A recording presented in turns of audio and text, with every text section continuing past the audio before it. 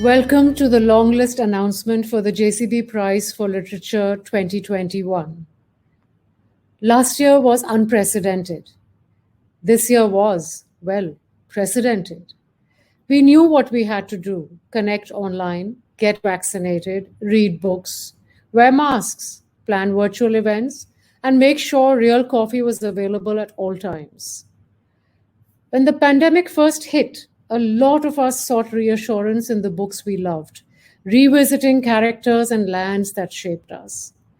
But this year, as we were reading the submissions that came in for the JCB Prize 2021, we realized there is solace to be found in the new. We began to look at books through new eyes, seeing them not only as tales woven skillfully, but as testaments to this moment in time. It will be years before we unpack everything that has happened since 2020. But this is the beginning, and it is reassuring to watch a new kind of writing emerging that exudes literary exuberance and envelopes us in the snugness of a hand-knit blanket. At the JCB Prize for Literature, we are committed to discovering voices across genres and from across the country. To ensure this, we reached out to publishing houses, both independent and established, with a special focus on translations and new authors. We were elated at the response, and the incredible books we read spoke to us of places and stories yet unseen and unheard of. Even so, the real highlight of the year has been connecting with our stellar jury. Our jury chair, Sarah Rai, is a natural storyteller who brought each book alive with her fair and nuanced approach. Prem Panikkar studies every aspect of the craft of writing, and his deep understanding of human nature informed his incisive observations. Amit Verma has an eye for emotion and drama, which, coupled with his irrepressible humor, helped us see the sensitive underbelly of the stories.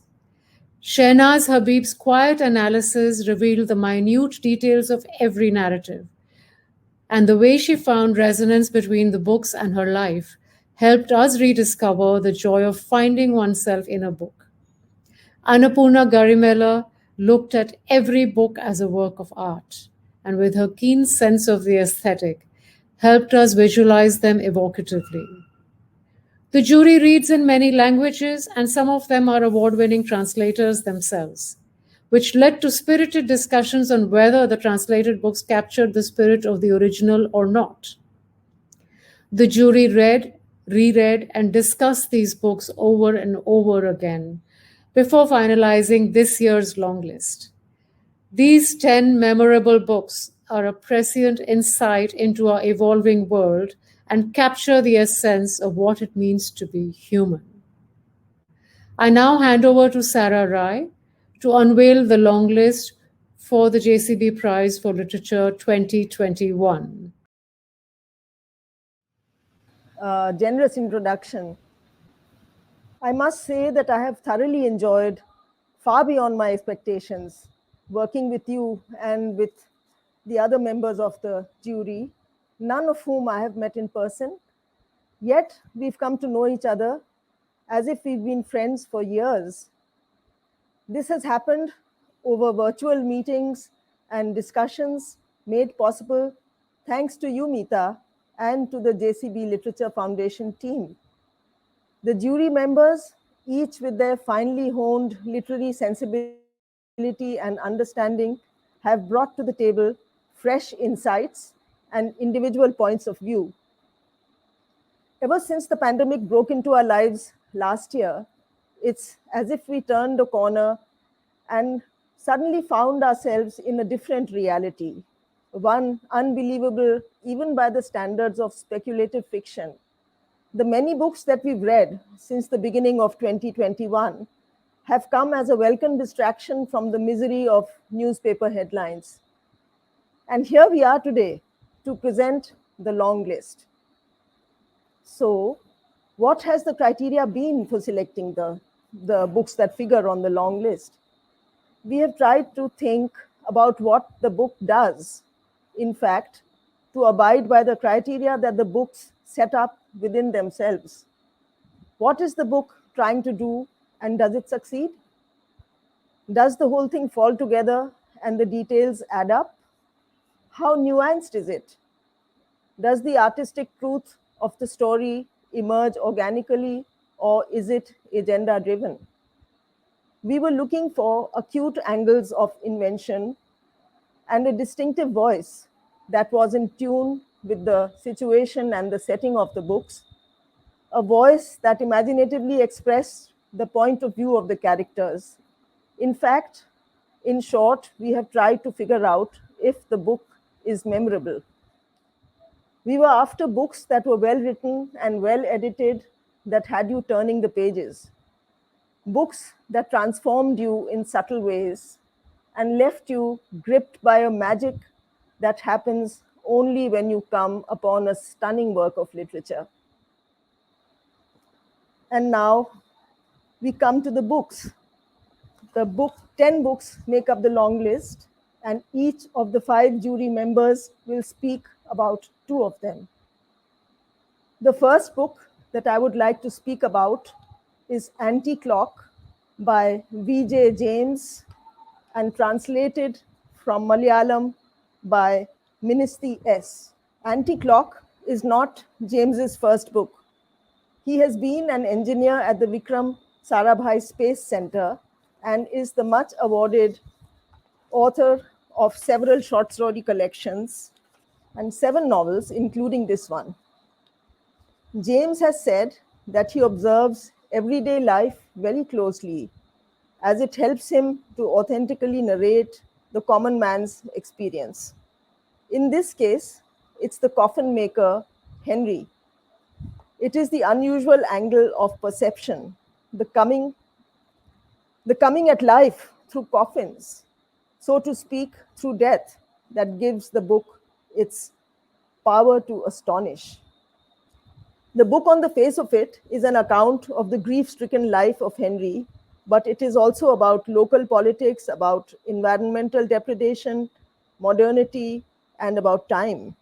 For there is an anti-clock from which the book gets its title that the 112-year-old Pandit is making, which has the capacity to turn back time.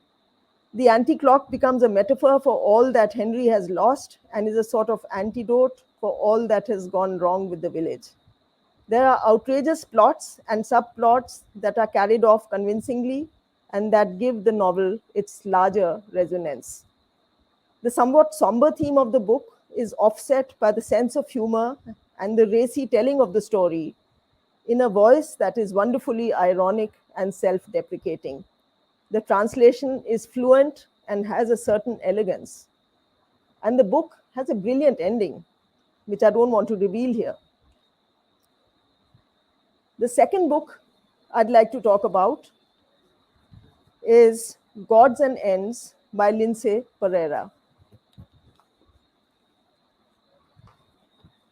It is Pereira's debut novel and an intriguing one. Part of the attraction of this novel lies in its unconventional form and structure. It is set in Orlem, Bombay, in a community of Roman Catholics from Goa and Mangalore. Each of these characters seem to compete at being more malevolent and pathetic than the other. All of them live in a crumbling old bungalow that, with oblique humor, is called Obrigado Mansion. The word obrigado in Portuguese means gratitude, hardly an emotion that the residents who end up here are likely to feel. And the place is, well, not exactly a mansion. It functions more or less like a chawl. It is a hellhole, in fact, and there seems to be no ticket out of it. The novel is an almost voyeuristic account. The place has paper-thin walls that seem to play Chinese whispers about the families in each of the rooms, all of whom struggle to keep their lives secret. But it's as if the curtains are pulled aside and the reader gets a full view of their nakedness. It is a brief glimpse, but an unforgettable one. Each of the characters is spectacularly foul, and Pereira offers no excuses for them. Yet they are oddly moving. In their very helplessness lies their hope of redemption. Even the account of a grim place like Obrigado Mansion makes for compelling reading because of Pereira's biting sense of humor, quirky voice, and his wonderful ear for dialogue. The Catholic speech is captured superbly. The characters are memorable because they are rendered honestly and with compassion. I loved reading this book. Thank you. And now I'd like to call upon Annapurna Garimella to speak about the next two books. Again. Thank you so much to the head of our jury, Sarah Rai, to the JCB Literary Prize, and to my fellow jurors, and to all the authors who wrote all these books that we got to read over the last several months. And it's been an amazing experience to reflect on what does writing mean today? What does reading in the solitude of the pandemic mean? What can literature give us when we are quiet so often? So the two books I'm going to speak about today are Delhi, a Soliloquy. So Delhi, a Soliloquy is by M. Mukundan, and it's translated by Fatima Evi and Nandakumar K. And this book has a beautiful cover illustrated by Priya Kurian, who's given it the feeling of a waltz with Bashir, that wonderful animated film which talked about the conflict in the Middle East. And the book itself is a beautiful novel about the grand old city of Delhi, written recently in 2011. I think it was published in Malayalam and recently translated, and set in the 1960s and 70s as the promise of the new India still lingers, in individual lives, even as it's battered by two wars, corruption, and the emergency. And Mukundan's novel tells the story of the city and its inhabitants through the lives of the Malayali diaspora that came to Delhi with the hope of alleviating their families' grinding poverty. And they come to this Delhi, and what Mukundan tells us, having lived and breathed Delhi's atmosphere for over 40 years as a person working at the French embassy, the poverty was just different, but it was still poverty. The story is big, and it's set in the new colonies and markets that popped up and were built in an imperial capital as it transitioned into a national capital. And in the background, you always have a sense in Mukundan's writing that he's aware that Delhi was part of Punjab before it became an imperial capital, and that from an imperial capital, it's transitioning into a national capital. And all these people are grappling with these layers of people who are residents and new residents and old residents, and it's a beautiful experience to see how each of the characters encounters that palimpsest. It's told through the lives of families, but particularly through the eyes of a consignment agency worker and aspiring novelist Sahadevan. There are many beautiful things about this novel, but it is in the small ways in which Mukundan fuses people from different parts of India into each other that makes this novel really, really beautiful, and it gives us a sense of what Delhi might have meant to people at that time. What I found about this book is the sweetness, even though he's talking about so much turbulence and so much personal anguish over the experiences. There's a sweetness in the narrative, and you see that he loved Delhi and his characters also could love Delhi. And I found that very generous and moving. And what's also very moving about this book is that here is this writer who is very mature and is so immensely capable of craftsmanship and writing, but he's completely enamored with writing words and stories. And that tells me a lot about sticking to one thing and really working at it for a long, long time into your life. The second book that I would like to speak about is The Dharma Forest. And this is by Kirtik Shashidharan, and he lives in New York City. And this was a year in which we had many, many novels that were based on mythological figures. We read several novels. And I'm not entirely sure why there is such a fascination for mythology. It's something I'd like to think further about, and I'm very grateful for this chance that the JCB Literature Prize has offered me to contemplate why do certain moments make mythology and epic narrative so meaningful. When I read Kirtik Shashidharan's book, what I felt was that he had reinvented the Mahabharata in a way that was really quite, it's a distillation. It's a distillation and it's a psychic exploration of three characters, Bhishma, Draupadi, and Arjuna. And at the beginning of this book, he gives us three quotations. One is by A.K. Ramanujan, another is by John Berger, the great art critic and cultural theorist, cultural critic, and a beautiful quote from Vyasa himself. And the quote is like this: Dharmasya tatvam nihitam guhayam. The essence of dharma is placed inside a dark cave. And I think what Kirtik Shashidharan has done when he goes inside, when he decided to write this book, all the stories of the Mahabharata, all the wars, all the doubts, all the ambiguities, all the moral conundrums, is to go inside that cave and search for what that dharma might be. And I found that a gift that he gave to us as we read this book. So I thank you everyone for all my jury and all the authors and the Literary Prize and Mita again. And I hand this over to my fellow juror Shahnaz for her two books. Thank you so much.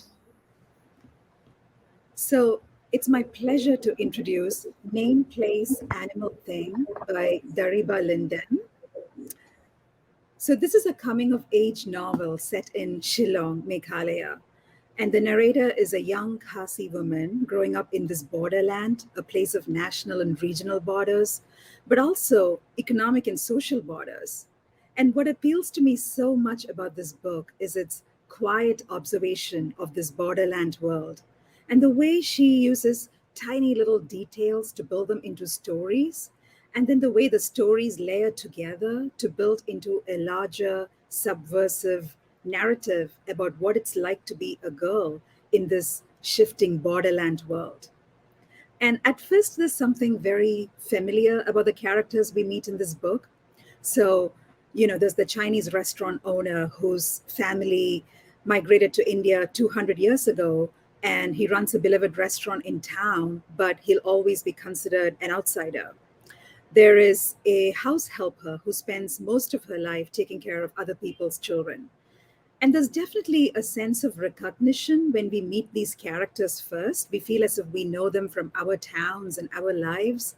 But what Dariba Linden does that is so impressive to me is that she manages to make them strange again. She peels away the top layer of familiarity, and she shows us how these lives are actually mysterious and how we can truly never dismiss anyone fully as fully knowable.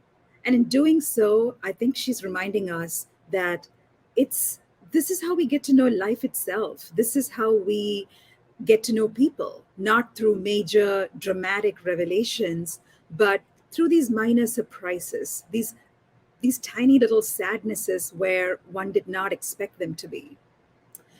I also love the way the writer uses Khasi language throughout the book.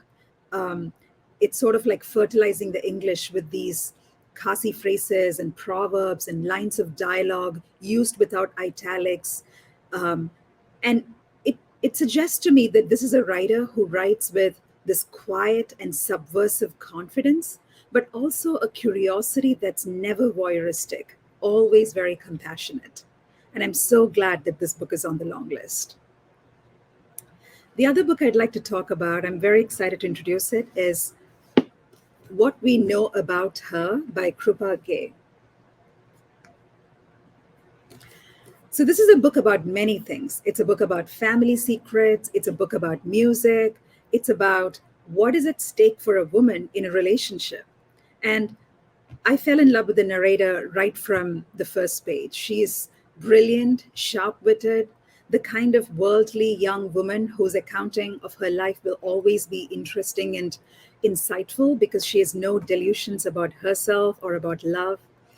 And when we meet her first, she's newly single. She's at work on a PhD about 20th century music in Tamil Nadu.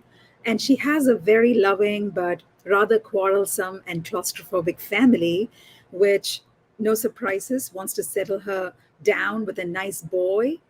And there is a nice boy in the novel. But during her research, she comes across a letter written by a great aunt, and it gets her asking questions. And in fact, this is really a novel of questions. Early on in the book, I think like page 4 or something, the narrator says, "Why had I never asked the women in my family how and if they loved?" And this is what propels the book, I think, this urge to understand her own family and all its duplicities, but also this curiosity about the nature of love. How do you know if you're in love or if you're in love with the idea of being loved? What is the proportion of love and freedom? Honestly, I think Kripa Gay's voice is so marvelous and funny and charming that I would read a novel she wrote about paint drying on a wall. But luckily, this is not a novel about paint drying on a wall. It's about love, family, history, music, womanhood, and how all these different elements can inform each other and create a story. I'm so thrilled it's on the long list. And now I'm handing the baton to Prem. Well, thanks, Shanaz. That was, yeah, you made me fall in love with the book all over again. And thanks to Meta and JCB at a time when, thanks to the pandemic and stuff, you'd kind of lost the reading habit of dragging me back into it and literally forcing me to reacquaint myself with a habit I thought I had lost. There are two books that I have to talk about. The first one, which is, let's see, Ashoka, a Sutra by Irwin Allen Seeley.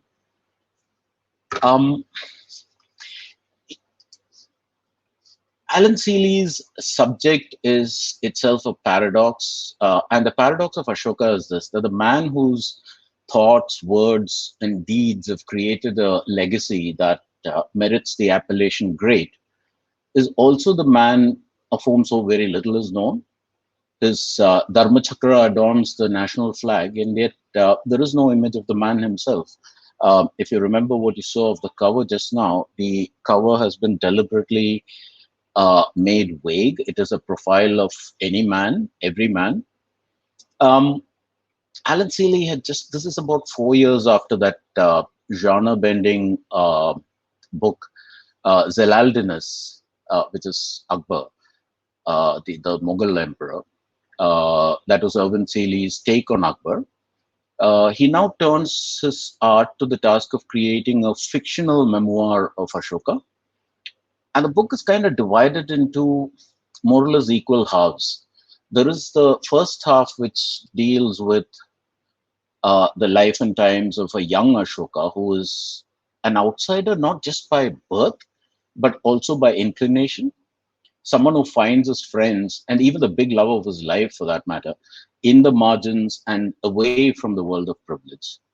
So from that uncertain childhood to a studious adolescence, to being pushed almost against his will into an ambitious adulthood. The second half features the thoughtful, empathetic king, the one who initiates political and administrative and societal reform with the teachings of the Buddha as his personal North Star. And the plot point that joins the two halves is the carnage of the Kalinga War. Seeley's job is to fill in the blanks. We all know of the Kalinga War and the change of heart, and all of that is part of the, those dog-eared textbooks that we abandoned back in the day. Seeley's prose and his imagination are equal to this particular challenge. He creates a very richly layered memoir out of very, very thin documented material. The imagination is fertile, as for instance in his creation of the character of the blind monk Ananta. And there's a marquee moment, for instance, that features Ashoka and Sangamita, his daughter and conscience keeper, shelling peas. I don't want to talk more about that particular scene because it's kind of a pivotal moment. For a reader whose knowledge of Ashoka is limited to the almost hagiographic depiction in those half remembered school books, Alan Seeley's Ashoka takes a bit of getting used to, but it is a richly textured portrait, and the regal prose that it is written in is a kind of payoff that makes the entire trip worth your while. The second book that I want to talk about, it's got a fairly intriguing title, The Man Who Learned to Fly But Could Not Land. It's by Tachampoil Rajivan, and it's been translated from the original Malayalam by P.J. Matthew. There was a period of approximately 3 decades either side of independence that saw a lot of seismic churn in Kerala society and in culture. That churn took the state and its people from, say, the roseate dreams of an India emerging as a proud, free, prosperous entity to a growing disappointment with the Congress through experiments with communism in its various forms, from the extremely tepid to the extremist. Uh, all of it underpinned by a society that was battling feudal privilege and batting for equality. This period saw tectonic shifts in Kerala society and culture, and that is what Rajivan uses as the canvas of his book. He turned that period into the book won a Kerala Sahitya Academy Award, and the protagonist is somebody who, to give him his full name, is Koliyot Tare Narayanan Kotur, referred throughout the book as KTN Kotur. This imagined protagonist, who's born to wealth and feudal privilege in British Malabar, the book is about his struggle to come to terms with himself, both as a public intellectual and as a private individual. And it's captured largely through excerpts from his own writings. Uh, the second half of the title of the book is pretty much justified by his inability to reconcile with any singular political system, or even to achieve any of those dreams that powered his writing. Uh, the story is fashioned by Rajivan as a biography of this fictional writer, which brings in a bit of a meta element to the entire narrative, and it relies heavily on excerpts from his protagonist's own writing.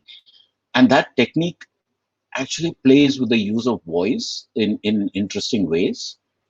The translation by P.J. Matthew is efficient in migrating the story from the original Malayalam. So I'm very happy that the two books that I spoke about just now, Ashoka by Irwin Allen Seeley and The Man Who Learned to Fly by Tachampoil Rajivan, have both made it to the long list. And now I'll hand over to my friend, fellow jurist, and the extraordinary podcaster Amit Verma to take it away. Thank you. Thank you, Prem. It's such an honor to be on this jury. So thank you, Meeta and JCB, for inviting me. You know, when we read literature, the beautiful thing about it is that we enter the lives of others, and being able to discuss these books with my four fellow jurors meant that I also got the chance to sort of relive these lives of others through the eyes of others. I mean, they were so insightful, and I learned so much just from this whole process. So thank you for that. And that's just the simple, unvarnished truth. But I don't always like simple truths. We can deal with reality in two ways. We can either build simple narratives that explain it, or we can embrace the messy complexities of the real world. That's what literature should do. That's what the books in this long list do. And that's what Shabir Ahmed Mir does in his wonderful debut novel, The Plague Upon Us. The book is set in Kashmir, and before I talk about it, I want to mention something the author said in an interview. He said, quote, I belong to a generation of Kashmiris who lived through a period of history that we witnessed but could not comprehend well, being kids. As adults, we failed to reconcile our history with our own witness. This slice of history, the 80s and 90s, has become a morass of narratives and counter narratives, of propaganda and polemic. The only way to engage with our own past is by reclaiming our own memories. Stop quote. And indeed, how our memories are shaped and how they shape us is one of the big themes of this book. There are four childhood friends. The book begins with one of them telling us a story, then another one, then another, then the fourth. And this is a stunning feat of storytelling because they're all the same story, But as a reader, you inhabit the heads of four different people looking at the world in four different ways, remembering life in Kashmir differently. The book reminds you everything is complex. We contain multitudes. There are no easy truths. So, and as their lives unravel, so does Kashmir. I loved a lot about this book, the storytelling, the prose, the characters. But what I loved most is that it stayed with me for a long time. That's what literature should achieve. First, you live in a book, and then the book lives in you. Most people think of literature as something worthy but dull and boring and requiring effort. Well, if you start reading A Death in Shonagachi by Rijula Das, it'll take an effort to put it down. Managed to put it down. And it is literature. A Death in Shonagachi is set in Kolkata and features a sex worker named Lali and an erotic novelist named Trilukeshwar Tilu Shao dealing with the murder of Lali's neighbor in Kolkata's famous red light district. This book is as gripping as the best crime fiction, but also as intricate and well constructed as good literature should be. There's relentless action, but the characters are not caricatures as they can become in books like this. Instead, they're as rich and as complex as any that we came across in this long list. Das's observations are so acute and at the same time so funny. She describes the character as possessing, quote, all the charm of a leftover roti, stop quote. She gives us wonderful images of Kolkata, such as when she writes, quote, large cardboard boxes full of condoms were stacked outside the cooperative bank, stop quote. She describes one character thus. Somebody had taken her sickly stick figure of a brother with his wide eyes and snotty nose and compressed him in a chamber, aging him until he looked like a weary, defeated man, a man who would always, simply and quietly, lose. Stop quote. The people who inhabit this book, if we pass them on the street, they would be unseen to us. But Das brings them to life so well, gives them shape so well, that we soon feel that this is our world. As indeed it is. This also features one of my favorite pieces of literary criticism when a gent named Bhoga describes his kind of book as being, quote, less countryside, more sister in law, stop quote. Bhoga would approve of A Death in Shonagachi, and so do we. And with that, we are done with the long list, and I'll hand over now to Meeta. Thank you so much for joining us for the announcement of the long list for the JCB Prize for Literature 2021. I want to end with a very, very warm congratulations to all our authors who are on the long list. I'm sure they'll find a way to celebrate this moment and their books. And I'd like to thank all the publishers for all their support and constant involvement. These books are available on Amazon, or please do pick them up from a bookstore near you. Thank you, and we'll see you soon.